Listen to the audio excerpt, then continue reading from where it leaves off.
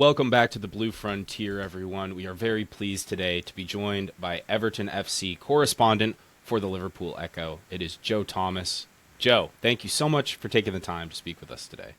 Hey, thanks so much for having me on. Really appreciate it. Love the show, so really privileged to come on and speak to you. We're very excited to have you. But before we start, Joe, we have to confirm that you are not being paid by the Saudi government to tweet or to do this interview or any paid appearances. Just in the interest of full disclosure. I can confirm that, and I can also confirm I'm not doing it under any duress either. So, I'm here of my own free will. You look relaxed. You look good. Yeah. Wonderful. Well, let's get started, Joe, with just a question about yourself. Where were you born? Where were you raised? Is football in your blood and your family? And maybe the story of how you ultimately came to cover Everton over the last few years. Yeah, so I'm not from Merseyside, as you can probably tell from my accent. I'm from Shropshire, from a little place called Shrewsbury, which is a town about an hour and a half south of Liverpool on the England-Wales border. So a little countryside town in the middle of nowhere, to be honest. I know one of the questions you're probably going to ask me was why I support Everton. And I, full disclosure, come in and say that I'm a Shrewsbury Town fan. I support the team, the town that I grew up in, which actually goes against most of my family who were all Blues. Growing up, I supported the team where I could go and just watch them week in, week out. But all my family on both sides, on my mum's side, my dad's side, they're all passionate Blues, season ticket holders in some degrees. Lots of stories about going up to Goodison Park in the 60s, 70s, 80s and later on. But grew up in Shrewsbury, watching Shrewsbury Town, who were fourth tier of English football. Now, the highest they've got in my lifetime is the one above that, the third tier. Spent a little bit of time in non-league as well, but always loved football and always had a very soft spot for Everton because of that. And always had a soft spot for Liverpool. I got family that used to run a post office just outside Liverpool city centre. I used to kind of come up and see them in holidays, so kind of became very fond of Liverpool from a very early age. And my background's in news. I'm a news reporter really by trade. In my 16th year as a journalist, probably the first 12 of them were spent in news, so like local politics. I became the crime reporter at the Liverpool Echo, so my job before I moved over to start covering Everton was to be the crime correspondent. So lots of courts, lots of gangland, lots of investigations. My specialist subject actually is also probably the consequences and the legal cases that stem from the Hillsborough disaster back in 1989, which I'm sure you're aware of. So I am actually, I have relatively strong connections with the Liverpool Football Club from that perspective as well, not from a on the pitch perspective, but from a behind the scenes. But yeah, a couple of years ago, opportunity to come up to get the Everton job, and I've been doing crime for a long time, and it's a very heavy job, and it's a job that probably has a bit of a shelf life on it as well. So kind of got to a point where I was looking for a change, and the Everton job came up, and I just thought, what an absolute privilege. Everton are they're one of the biggest sporting institutions in Britain, and they're one of the biggest football clubs in the world. I was very lucky to get the job, and that's probably the point at which I kind of come onto the radars of some of your listeners. But I'm fully aware that many of them may still not have heard of me. So your transition from crime into football was really just transition from crime into crime in football, covering your steer years. So I think you're very well equipped to do that. Getting into the journalism portion of your just career, was it always a main passion of yours growing up, media, writing? Like, when did you kind of know this is what you wanted to do as your career? I always wanted to be a journalist. I'm kind of quite lucky in that regard. Like, I've always taken an interest in news journalism. From the moment I was out there delivering papers as a schoolboy and reading the back pages on people's porches, it became a pretty obvious standard thing. Once I realised that I was not going to be a footballer, which came to me very early in life, I'll have to admit, then writing in general became something I really wanted to pursue, and my career developed as a result of it, and I don't have any regrets, and I'm very, very fortunate. So as far as going from this journey of being the crime reporter to being the Everton correspondent, there's a Ross different... Barkley joke in there somewhere about gangsters, by the way. I think you probably could dig that one up. But it's a very, very different sort of day to day, but obviously probably has its benefits and challenges. So what is your favorite part of your job as a correspondent, and what is one of the things that you find most challenging or your least favorite part? Yeah, I mean, my favourite part, and it's about journalism in general, is typically the access that you get. Now, don't get me wrong, it's far stricter and far more controlled than it ever has been. You know, I probably have less access to Everton as an Everton FC correspondent than any Everton FC correspondent has ever had. And that might sound like a veiled criticism of the club. It isn't. It's just kind of the way in which respective industries have developed. I spend a lot of time around Merseyside football correspondents who were doing my job 20 years ago and could just walk into a training ground and could just pick up the phone to a manager and get some quotes, or, wouldn't need to seek prior approval to speak to players and things like that. It's nothing like that for me these days. Obviously, I try my best and have a degree of success with it, but there are far more closed doors than I think there ever used to be. But I just love being in a position where it's my job to speak to people, and that cuts both ways. Obviously, before and after games, I get to speak to managers and players and some of the most high profile people in probably the most high profile sport in the world, and that's fascinating. But it's also just being able to speak to fans and be in the position where people want to speak to you as well. I used to love, the times weren't always easy, but the media entrance to Goodison Park was outside the Winslow pub. You'd always have people stopping you and walking up the street, and I kind of love that. I love being able to speak to people, hear their views, and help them inform things like the questions that I'm going to ask. And look, obviously sometimes people are saying things like, why aren't you asking this, why aren't you that? I quite like being able to try and explain to them as well, because normally, you get trapped in conspiracy theories, but normally there are perfectly adequate reasons why, and once you explain them to people, you get them across. But I just love that access, whether it be local government issues or crime issues or things like that, and trying to find answers for them. That's always what I've really loved about this job, and I still get to kind of do that. I still get to be on the front line. And my conversations go in both directions. So I'm speaking to people, high up in the game of football, but I'm also speaking to supporters as well. And I like that too. I think probably the hardest part of the job, probably the hardest part of moving from news to sport. And I think in some respects I've been quite lucky in my timing, because I think probably the reality is for most of my time as Everton FC correspondent, they've largely been almost as much of a news story as a sports story.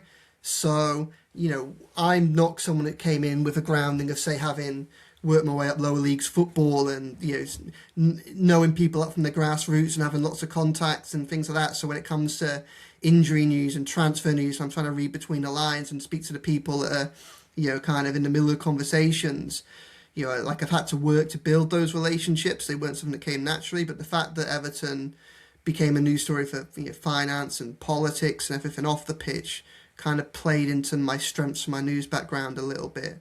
But what I think I find probably hardest about sport as opposed to news is there's no real right to knowing the truth about everything.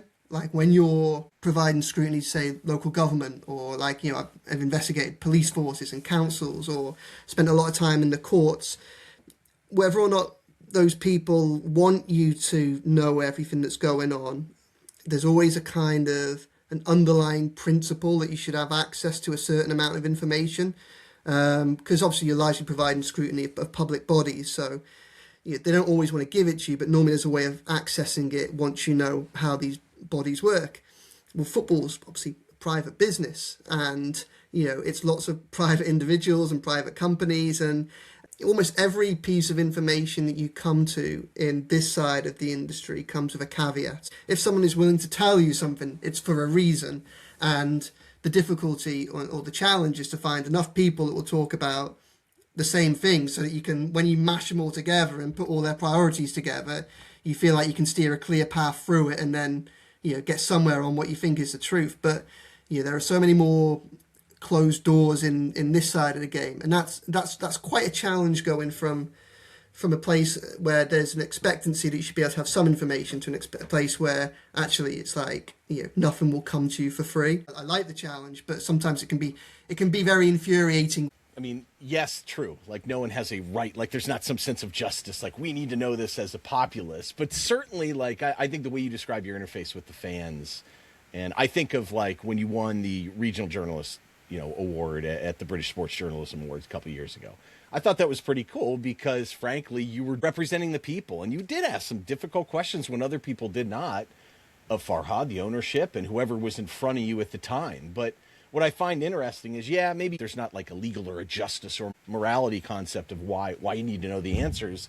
It felt like there was kind of at the time. You know what I mean? Like, it really did. And I think you did very well. I just wonder, I mean, is it your personality, at least a few times we've met? I mean, you seem almost exceedingly polite at times. But on the same token, you're still flat out in front of everyone asking those questions.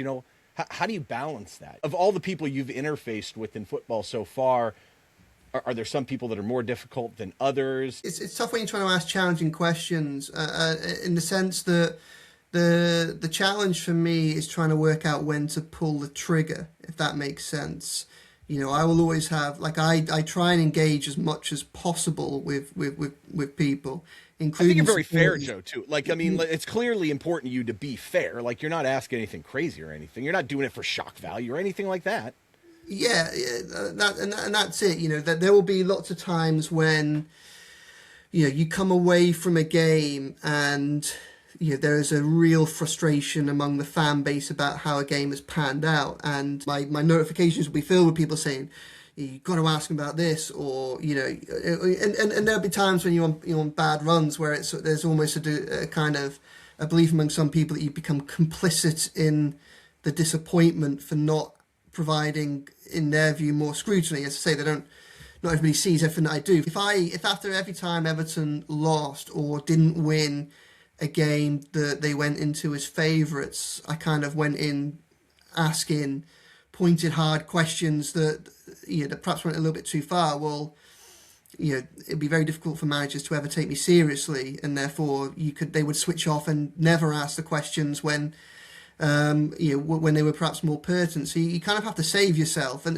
that's probably something that I did with Sean Dyche quite a lot. With Dyche, it was pretty obvious that you were never going to get a huge amount from him. He's not someone that is particularly open to the media. And look, he may well have his reasons. I don't necessarily agree with the approach, and I think that it's something that harms him to a certain extent. But that isn't going to change my approach to him or my, ultimately, like anything I do, I have to be fair. Doesn't make it easy, though. It doesn't make it easy, and it doesn't make it easy when there are so many press boxes as well, where you never really see this on the camera. But after a game, I always go as close to the manager as I possibly can do. And there are places like Nottingham Forest and other places where there's literally just a desk that's separating you, and you are eye to eye with them, and you're about to say, why has the team just had this meltdown or things like that. But you have to pick and choose your moments so that when you do, they know that the question comes with a degree of authority. Ones that stand out to me, Bournemouth, his last game, which was just so dire. And if you ever watch that back, like I start the press conference, and then I kind of go back in for more at the end, because he went on kind of one of those positionings where it was like they lost 1-0 and he was trying to position it as a 1-0 where anything could happen because it's only 1-0. And really it was a 1-0 that was closer to 3 or 4-0 to Bournemouth than it ever was getting to 1 each. And I kind of went back and made that point to him. And like sometimes when you're staring at him in the whites of the eyes, that can be quite challenging. But I'm happy to do that because I know that whatever fallout, if any fallout was to come from it, by that point I'm asking because I have the evidence basis. It's not just that they've been miserable against Bournemouth and not had a single shot on target. It's because 4 days earlier at home to Nottingham Forest, they've gone 82 minutes without a shot on target, and you build it up so that you've got your evidence bank ready for if they have a pop back at you. It can be challenging sometimes, but that's part of it. I think Sean Dyche won as a battle to try and offer as little insight as possible, and that was difficult. Moyes has been more open for most of the year that he's been in charge. He's perhaps become a little bit more closed in the last few weeks. Like, I don't know if you ever listened to the press conference. Oh yeah, it's obvious, Joe. Although it would be nice if it wasn't like the same 2 or 3 people that like would ask any even remotely close to difficult questions. Like the amount of different times. tried to kind of rephrase the same question as basically, why have you gone for this change? Why this starting? Why this starting line? What has been your thought process here? One of the recent games, was it the Man United game? It might have been. I think he basically said, "I'm not telling you." I was just like, "All right, well, I'll give the microphone to someone else."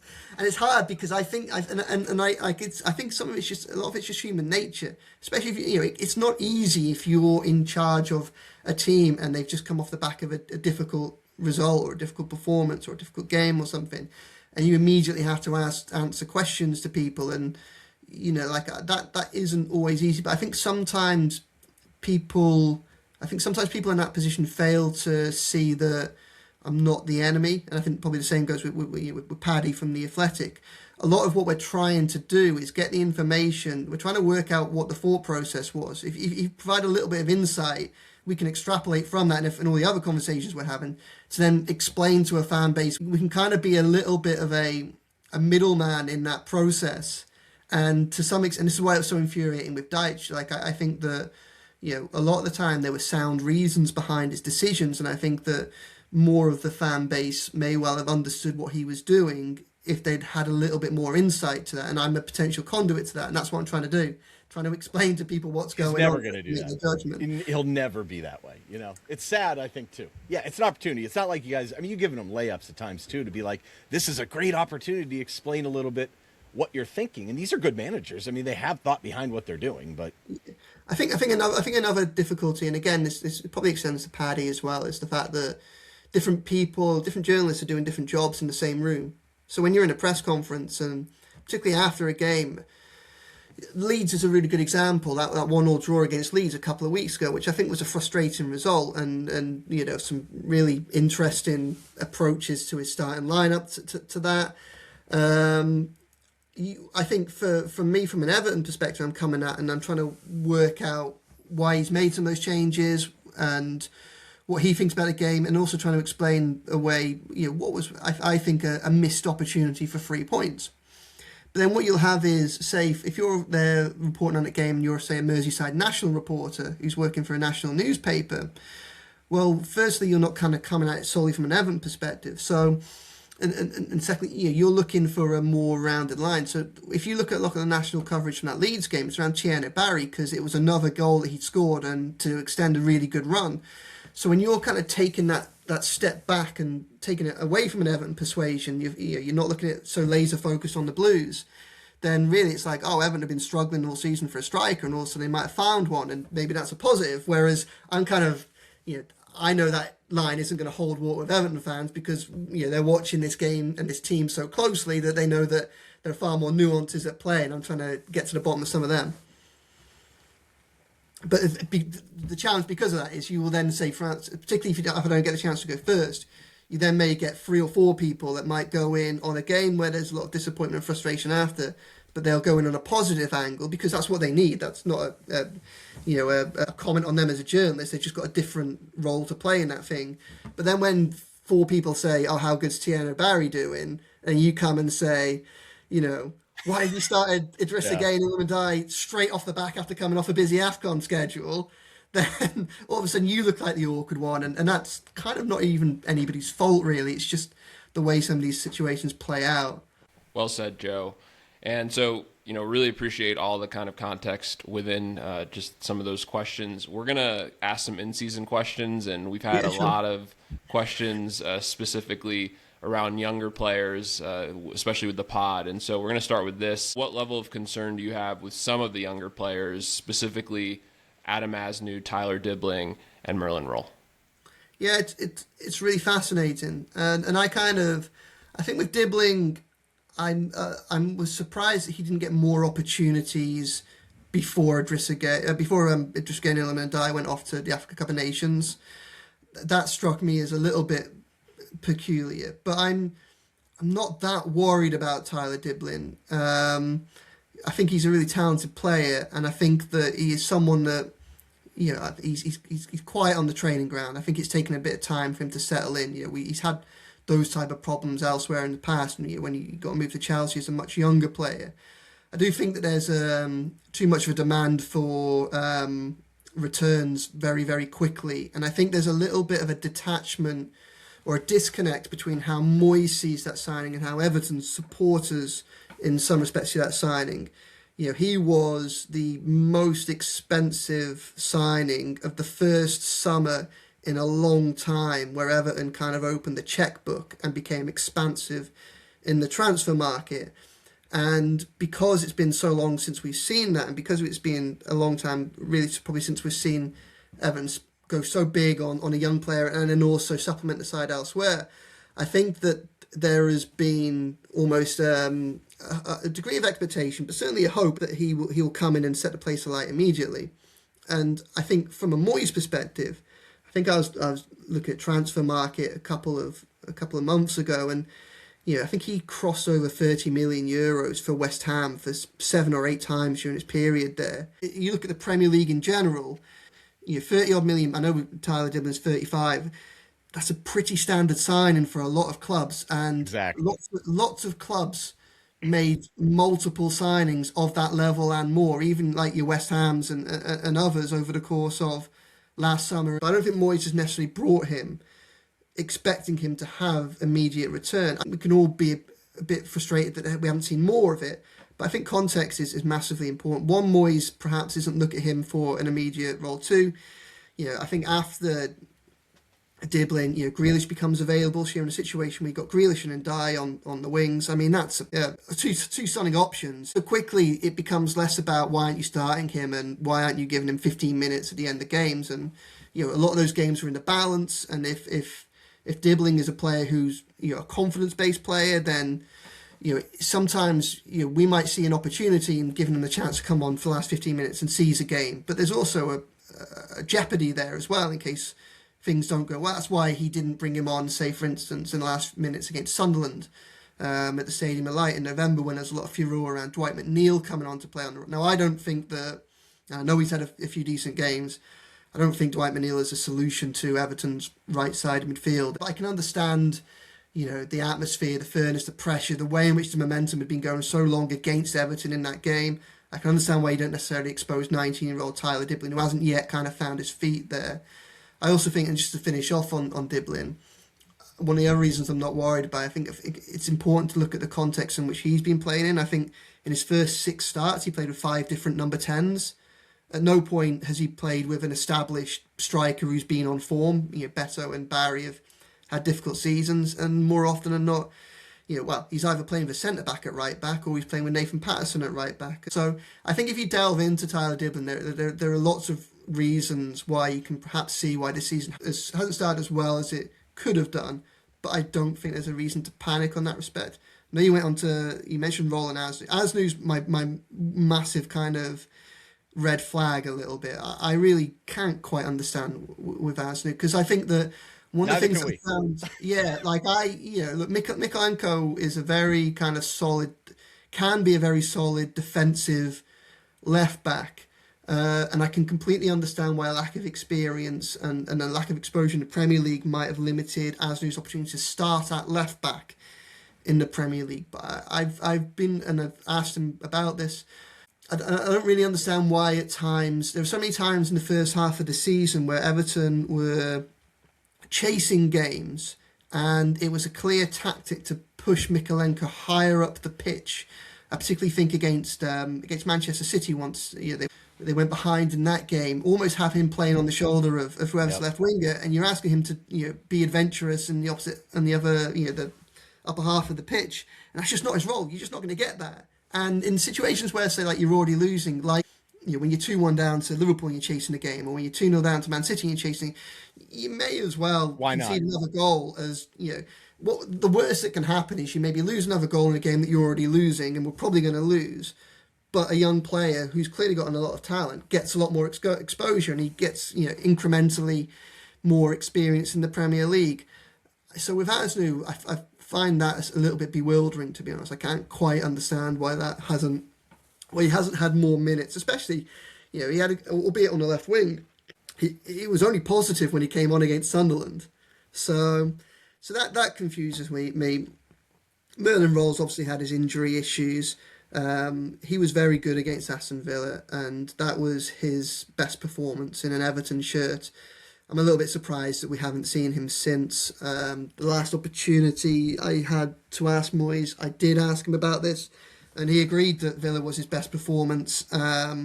He basically put it down to partly Idrissa Gueye coming back, which is true. And look, he's a veteran player who's got a lot of experience, and partly down to just competition for places. I think the reality is that Everton had a really difficult job to do in the summer when it came to rebalancing the squad.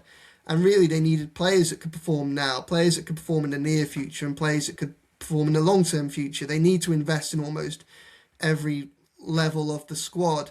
And I think that to some degree, there have been moments of the season where those different desires have kind of overlapped and got in the way of each other, I think, a little bit, especially when there have been so many games that have had so much riding on them all the way through to the 90th minute. And there have been a lot of those.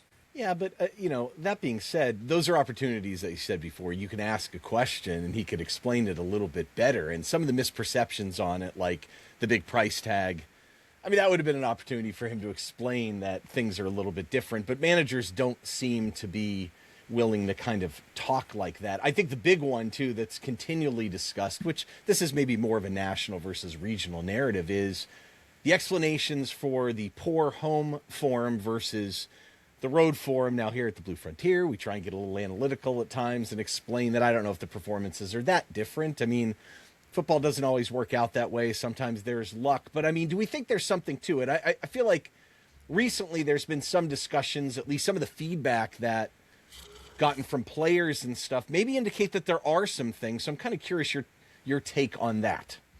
I think a lot of, Everton's difficult run at home largely coincided with them missing a lot of players through injury, suspension, or the Africa Cup of Nations.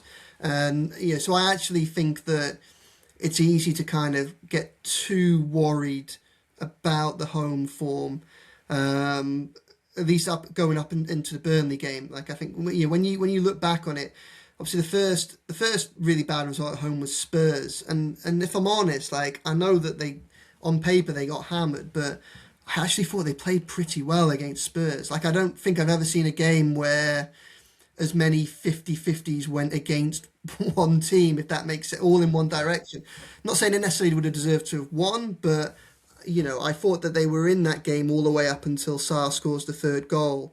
And I thought that the second goal, the second Van der Ven header, could easily have been disallowed for a push on Jordan Pickford. And I think if Spurs don't get that second goal right on half time, then it's not such an insurmountable quest to come back into that game for an Everton side that was playing okay. You then follow that up with Newcastle, which was a really bad night. It's funny how with Newcastle it's all or nothing.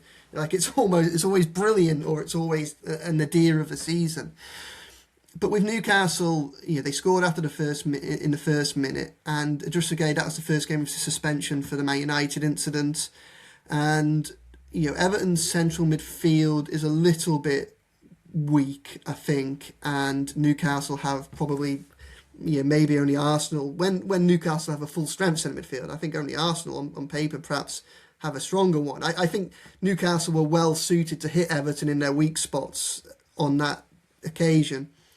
And then you get into the period where lots of players are missing. So I'm not too worried about home form. They clearly lose their heads a lot quicker. When you look at Wolves and you look at Bournemouth, they lost the opportunity to win both of those games through 10-minute meltdowns. So I think there's certainly more emotion at play at home, and obviously I think that comes from the environment of being home and having that weight of expectation on you. So I think if anything, it's perhaps the psychological side in almost in-game rather than around the kind of the occasion, as it were. You're failing to react well to adversity in a place where you perhaps think that more things should go in your favour. If that makes sense, I'm not entirely sure. Yeah, I think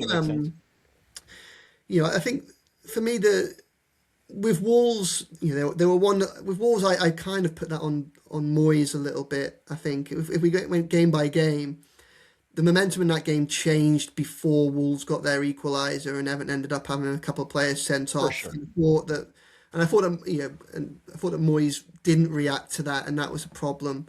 But then I contrast that to say Bournemouth, and actually, I didn't think there was a lot that Moyes did wrong against Bournemouth. I thought the starting 11 he picked was greeted relatively positively. I thought it was a poor quality game. But 60 minutes in, Everton were 1-0 up. They'd also hit the post. Tieno Barry had missed 2 very presentable opportunities. They'd started the second half well. And I mean, it was just so galling watching Rayan score that equaliser. And partly that was because, I could look down the touchline and see David Moyes with Harrison Armstrong ready to come on. And I could see Mykolenko and George not communicating over Rayan and the space he was picking up. And I could see Moyes pointing that out to Armstrong, and it was basically we can see the problem in advance. Can those players just keep it together for another 30 seconds for the ball to go out of play? And unfortunately, they couldn't do it. So I kind of see with whereas I'd say Wolves was probably on Moyes, I kind of think Bournemouth was a little bit on the players on the pitch, and Bournemouth really hurt Moyes. That game really hurt him, and I think that influenced some of the selections that we've seen since. Obviously, we saw Mykolenko dropped. We've not seen Tyreek George start again. We've seen some kind of funky, decisions out on the left flank. I think some of that's been a reaction to his frustration over how how the start of that collapse unfolded. And he might not necessarily come up with the same changes that I would have agreed with, but I could understand his frustration, I thought, in that game. Man United, they played all right. They probably played to the best of. They didn't create a huge amount, but. They didn't create a huge amount, but I thought a draw would have been a fair result in that game. Yeah. Aside of the quality of Man United have got in terms of their individuals, can hurt you. And I think it's very easy to say, I see a lot of criticism on him playing a negative starting lineup against Manchester United, but I don't see as much acceptance that they left themselves wide open, because with 20 minutes ago, they were actually pushing for a win. And the two criticisms kind of contradict each other. So I think it's the lineup. It kind of dictates certain things. You put certain guys in there, you can't play a certain way. He doesn't have that much flexibility in the back line. I think that's a big part of it. But again, I mean, Joe, these are things that he can explain. You know what I mean? And we can talk through as in terms of the informed stuff. And I never quite understand why guys aren't a little more forthcoming with just the explanation, because I think everyone appreciates that mentality. Like, go get it. There's an opportunity there to beat him, and if you're going to try and get front foot and you get burned on the back, okay. I mean, you could point to the center back pairing. That's not the best pairing to stay up higher. But, yeah, I mean, it's also easy when you get outdone by 3 guys that have a combined acquisition price of 250 or 200, over 200 million pounds. I mean, yeah, exactly. Right. I mean, that's a reasonable thing, So, like, I mean, a lot could be made of kind of the form. It's a weird year. I think we agree. But I kind of wanted to change the conversation a little bit about, like, the Friedkin Group and stuff. I think that's an interesting topic in terms of how they view things and how it's affected you. One of the things I think we noticed when the Friedkin Group first took over was there was, especially compared to the previous ownership group and all the lack of communication, the lack of transparency. When the Friedkin Group came in, it felt like they were pretty upfront presenting information, and then Kinnear comes in and sort of lays out this grand plan. From your perspective covering the team, what are your thoughts on the level of transparency and communication since the Friedkin Group takeover? Have you felt like that relationship or that level of transparency has changed? Because as fans, it feels like they've become a little more protective over information since the initial acquisition. That's probably a natural progression. When you come in, you're trying to win people over, and part of the acquisition process as well. You try and do that, and you have to answer a lot more questions because you're under so much scrutiny. So yeah, I think they've definitely gone a lot kind of more protective since they came in. I think some of that's just natural. I think they are just a bit more standoffish. And I don't necessarily think that's a bad thing. It's harder for someone like me to get answers because there is a layer above what is on Merseyside that is very difficult to have access to and which is very difficult to break into.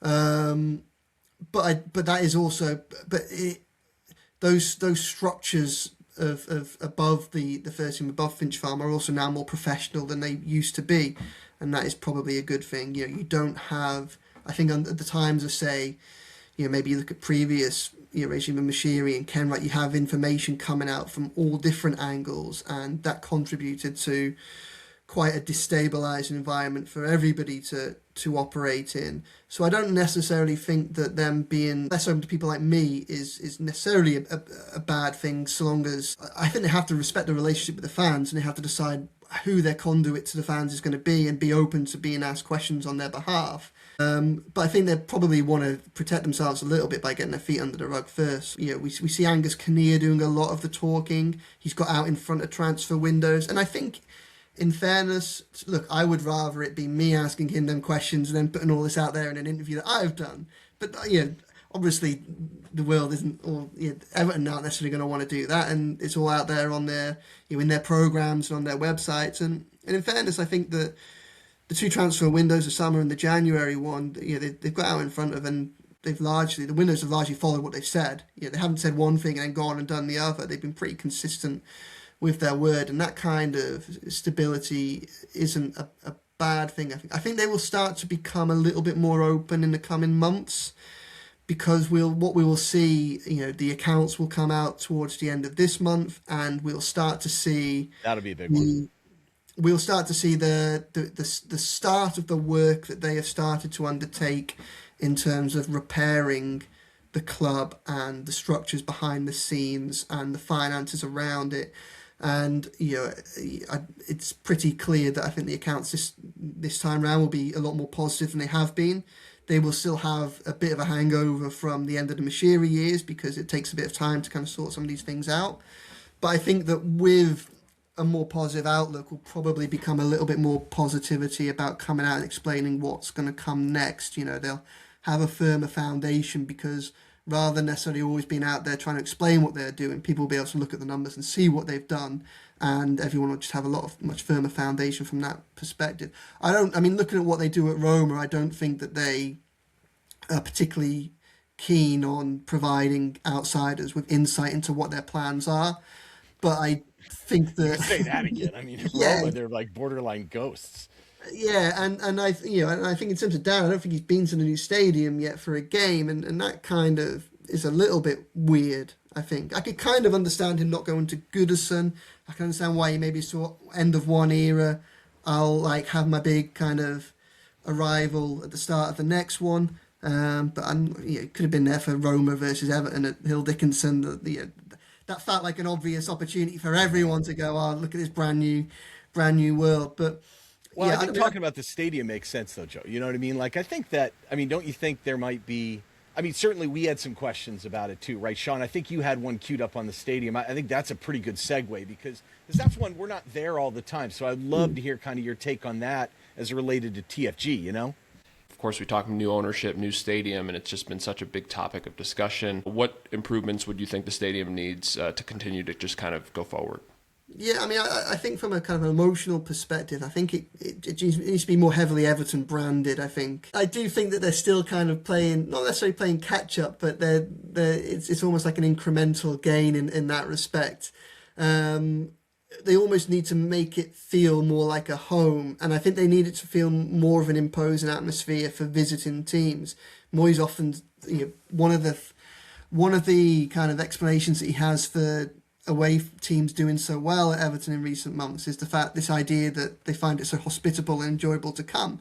And I think there's probably a degree of truth in that, because there's a huge difference between going to that state-of-the-art facility compared to Goodison Park. It isn't as claustrophobic and as hostile and imposing. I think it can be, and I think some of that is on fans just kind of continuing to figure out the best way of doing that themselves. And I think we have seen improvements on that. The atmosphere for the Manchester United game was really, really good. It was really interesting after that game, listening and engaging with people who had been inside the stadium, and how much more positive about the performance and the night they were than some people who weren't at the stadium and had been watching it on TV or listening to it on the radio or things like that.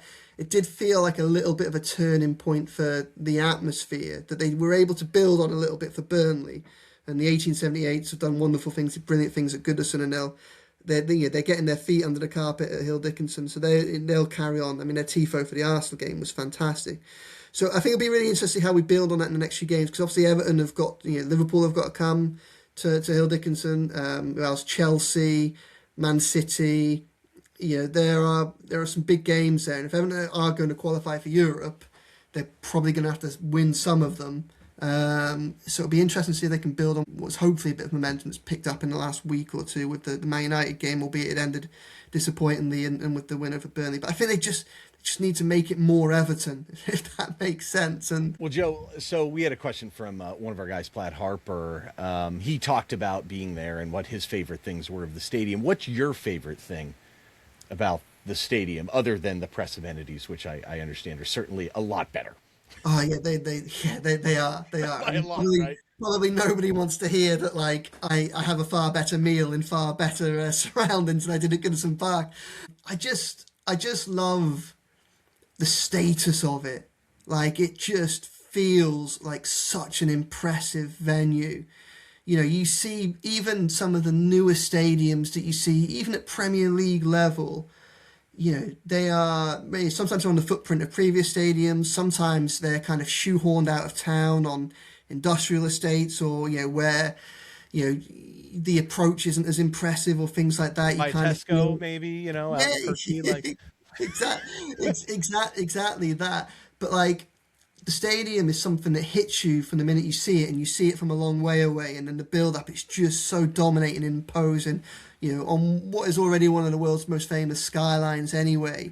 Like, you go there, it just feels like a stadium that's fit for a massive club. And Everton is a massive club. And I think that too often it's a club that's been a little bit too afraid to talk about how big it is, because, all right, you have Liverpool and the success they've had nearby, and, you have other clubs that will say that they've got bigger fan bases. But in the grand scheme of football and the tens of thousands of clubs there are in the world, Everton are one of the biggest, one of the most historic. They've got a stadium there that's fit for the very top levels of football. Like, I still get excited going to that. You still get the goosebumps when you see it from the train station. You still, as you're casting the shadow of it, as you're walking towards it, it just feels so impressive. I obviously share the press facilities with the visiting reporters every home game, and everybody is just blown away. The Man United reporters the other week when they came, you can just see people are impressed and some people are jealous, and it's nice that Everton have got the thing that everybody else wants, and justifiably so. Like, it is something that other clubs should aspire to.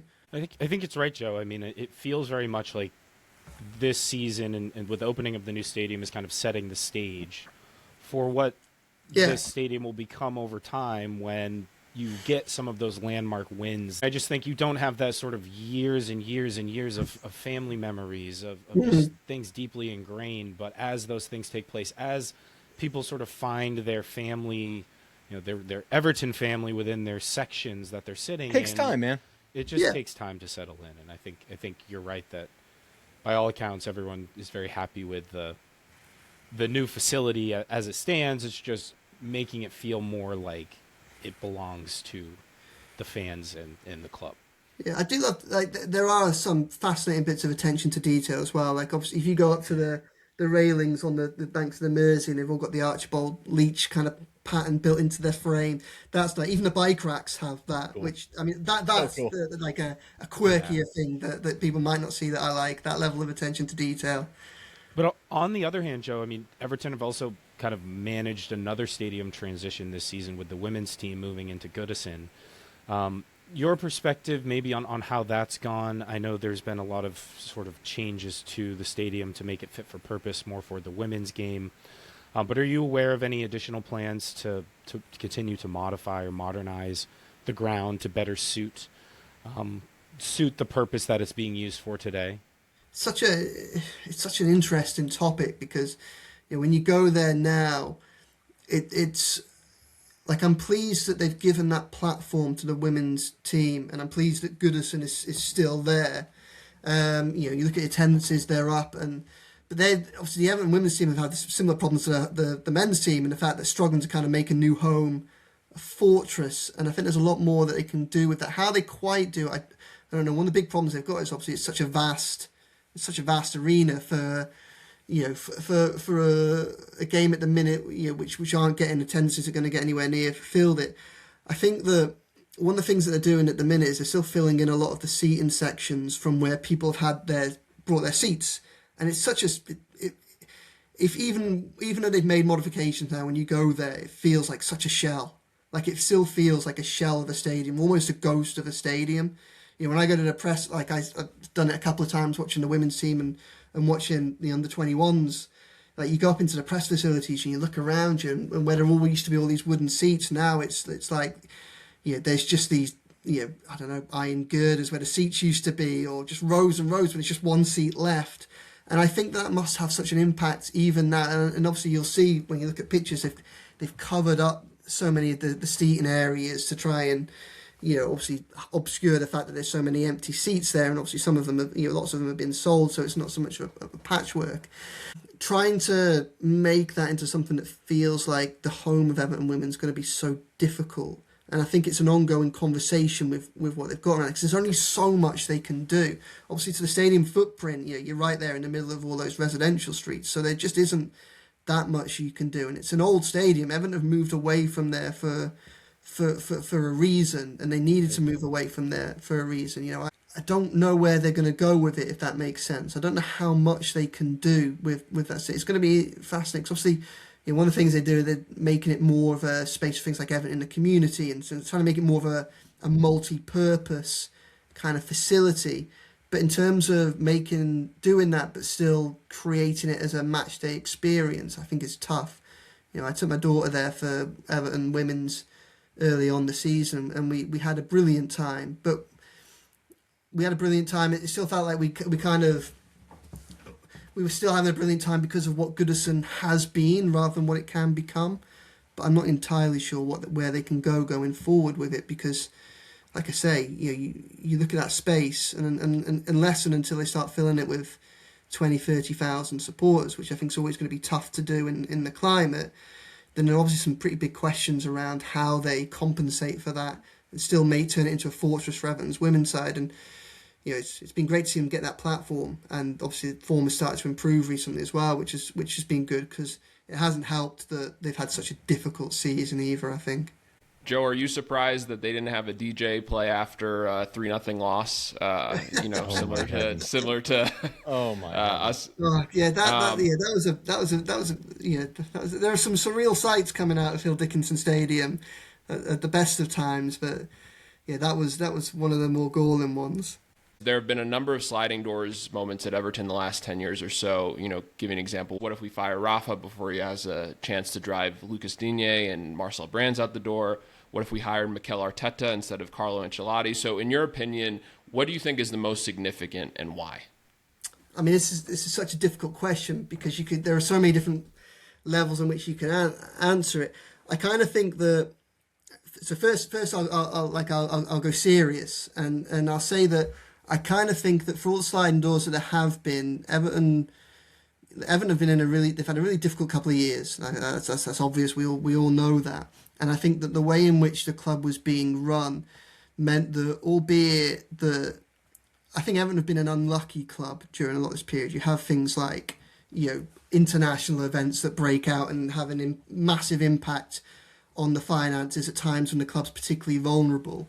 But I think a lot of that vulnerability was because of the way in which the club was run.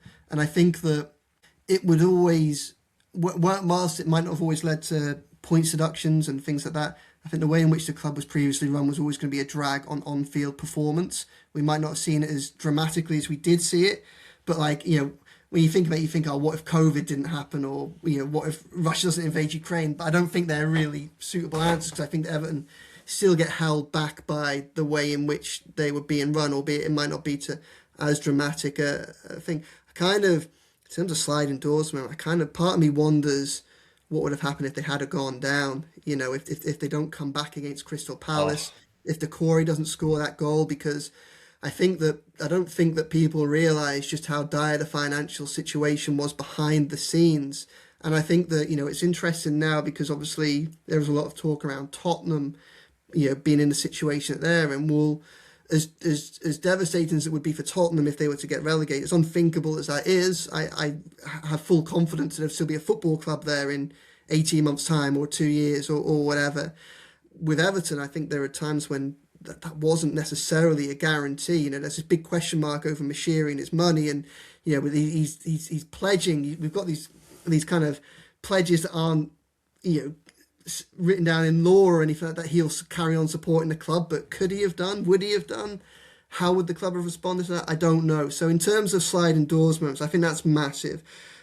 In terms of kind of like other ones, I think this is obviously nowhere near as serious, but I do think what happens if, you know, under Martinez, when they play Man United in the FA Cup semi-final, you know, what happens if they win that? Do have, you know, Crystal Palace waiting in the final, if Lukaku scores that penalty, or if Martial doesn't score in stoppage time, do Everton find a way to get through, and all of a sudden that silverware drought's broken? You know, that's a kind of a big, you know, one match sliding doors moment that I sometimes wonder about. Another one that I often think about, like I don't think that Lampard was ever going to be successful at Everton, but I do think that the descent that team went on in that season, I mean, it was so dramatic, but there were a couple of moments where I kind of wonder whether, you know, a different result here or there might have changed something, what it would have done to that, whether Everton would have just gone on and just had a very mediocre season rather than one where they end up in the, you know, needing to beat Palace with the penultimate game of the season to win. Just relax. Like this season, I'm like, I can't believe it. Like there's no stress levels. It's great. You know what? I often transport myself back to being at Goodison Park on Bonfire Night when Everton played Leicester just before the World Cup, and they played him in an evening kickoff in that game, and Everton hadn't been doing badly at that point in the season, and a win against Leicester would have taken them above Liverpool in the Premier League, well into the top half, and you were looking at that and you think that the mood around the place was positive before that game.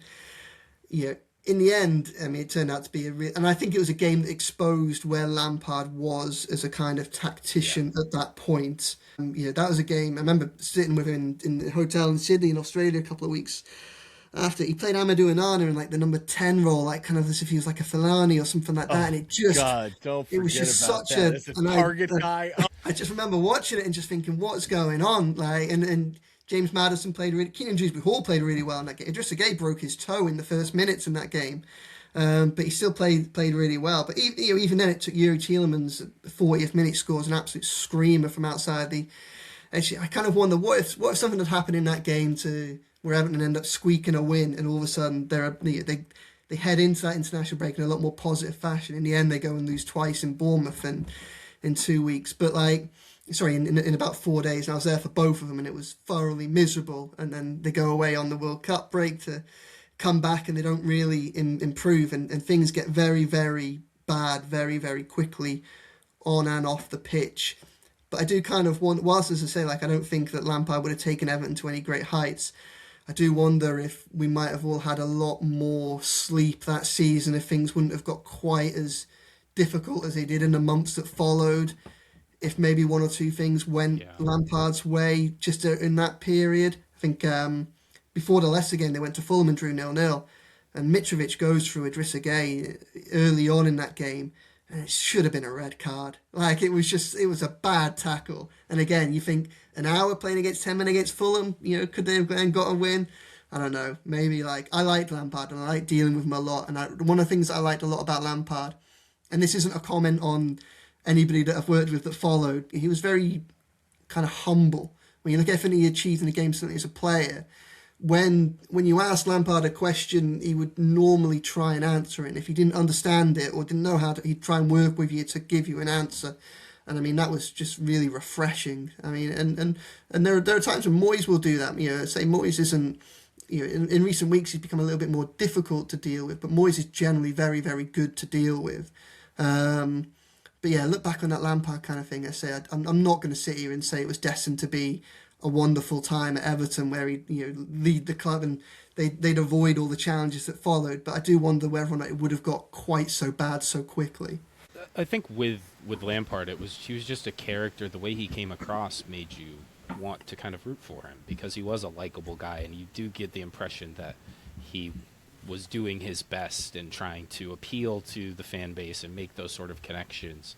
And so I definitely understand. I think there maybe was a world where Everton at least were mediocre and things didn't get quite. Players wanted to play for him too, James. You know what I mean? 100%. Like he did. I mean, Amadou Onana had no business coming to Everton. I know he was expensive, but like that was a top young midfielder in the entire planet at the time. And yeah, you never know, right? How that could have played out. I mean, my God, though, we've been in such rough years. There's so many things. It's so hard. I know.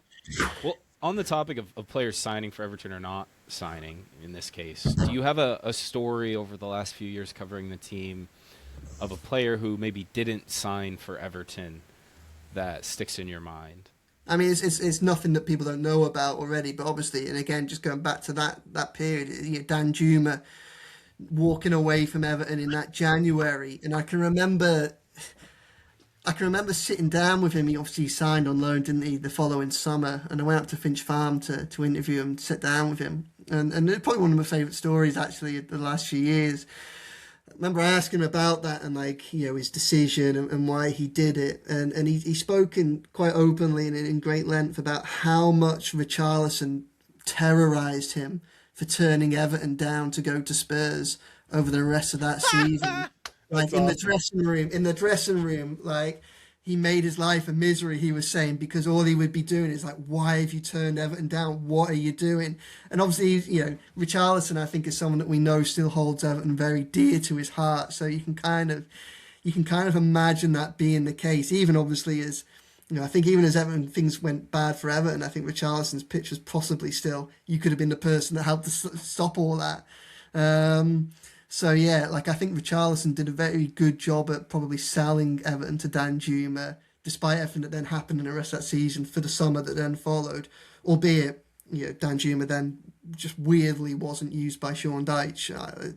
One of many things I kind of look back on and don't quite understand, because I thought he was a very good player that could have done a lot more for the team than he was allowed to. Yeah, for sure. I mean, it's hard to watch his run through the Champions League 2 years prior and think that guy can't help us. Come on. Yeah, but that's crazy. Sean Dyche that's how he was. He was going to play certain guys and played others. All right, here's the question. I know you didn't grow up a Blue, but you're around him. Who is your all-time favorite Everton player? And the answer is not Ben Godfrey, just because he played for Shrewsbury. Yeah, Ben Godfrey did really well for Shrewsbury as well. I know. Well, he played him in midfield, Joe. You remember? I mean, you laugh. When he first came over, I had other scouts telling me his best position was as a 6. Now, we didn't exactly see that on-ball acumen at Everton, but, I mean, there's got to be some guys, right? I mean, you went to Goodison. I mean, there's got to be someone that you're thinking, yeah. Okay. Oh, yeah. I mean, there are a couple. I mean, the main one is going to be so ridiculously obvious that you're all going to tut, but probably, I can't not mention Cahill for Everton, just because I like players that kind of make you believe that you can take on anyone and you can do anything. And you think of that team around that time, obviously quality, finishing 4th, and that idea that whether it's home or away, you can kind of go there and you can upset and we can take anyone on at their own game. I think he was pivotal to that. You look at some of those goals that he scored as well, man. It's no hard. Business. A guy his height, just crashing through people and finishing, unbelievable. I kind of think, for my generation, when I kind of look at Everton, I mean, that was just amazing. Beyond that, again, it'd be a very obvious one, but Leighton Baines just such a brilliant player, wasn't he? He was just such a brilliant player. He pushed Ashley Cole for a place in the England side, and Ashley Cole's probably the best left back England have ever had. And that was a genuine conversation at times. I know those are boring answers, but probably those two.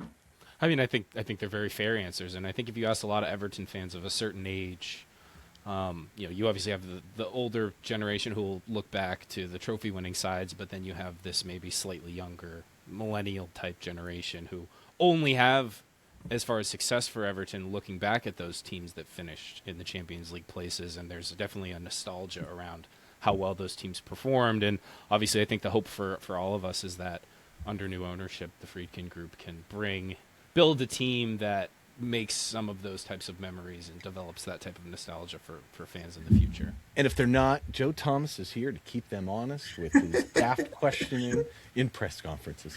That's right. I know it didn't necessarily work out for him as much. He got a lot of stick, but I loved Alex Iwobi. Like, Yeah, I mean, well, going in. You're in the right room, Joe. This is Careful, Like, careful. the way- You know what comes with that. You've seen what happens online. I know, but like just even a couple of weeks ago, being at Craven Cottage, and look, I know Everton got a very good win that afternoon, but the first half they were picked He was apart, and just watching Iwobi pull the strings. He's a lovely guy, right? I mean, you dealt with Oh him. yeah, right? he's a really, really nice guy. Yeah. And he just gave an illuminating interview on the High Performance podcast, I think, and he says some interesting things about his time at Everton. I thought it was great. Like, I wish more players, like, I think, if you're a measured, nice person, in the same way as the press conferences, I think Frank doesn't do himself any wrong. I mean, he's Frank Lampard. No one's going to be really critical. I mean, that he's a little bit open about stuff. That's fine. I mean, not everyone gets things right. I mean, I don't know. I've never quite understood that. I think it's American is a little different over here in North America. I think, because we like the access and getting them in front of the mic, general managers too. Like, I think we just kind of get used to that. So it sometimes surprises the average American why there isn't as much interface and why so many people have such almost disdain for that process. I think most of them, though, Joe, would you say, respect the job that you have to do and try and work with you. I think whether they give you everything is a little bit of a different issue than not answering anything at all, right? I mean, I think so. I think it's overwhelmingly positive, and like we've spoken here about how it's been difficult to get certain answers out of David Moyes. Like I say, David Moyes very good to work with, and and there were moments with Deitch as well, and Deitch had to work. It's a relative term, right?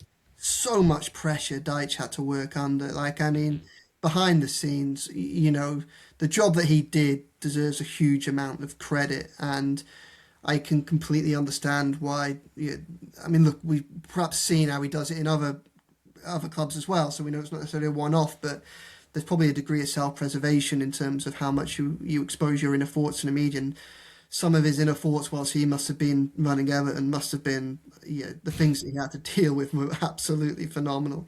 And I spoke to him a little bit at Forest earlier on when we went there just over Christmas, and we caught up a little bit, and he was perfectly pleasant there as well, so that helps. Yeah, no doubt he had a lot of difficult things to deal with at Everton. Joe, that is all the questions we have for you today. We really appreciate you joining us in your time. Of course, for our audience, make sure to check out all of Joe's work on the Liverpool Echo, and great stuff that you do, Joe, and we appreciate all the hard work that goes on that side of the pond.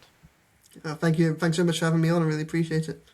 Yeah, it's been a pleasure. Thank you, everyone, for tuning into this episode. We appreciate you listening. If you enjoyed the show, make sure to subscribe to the channel, leave us a rating and review on your podcast platform of choice.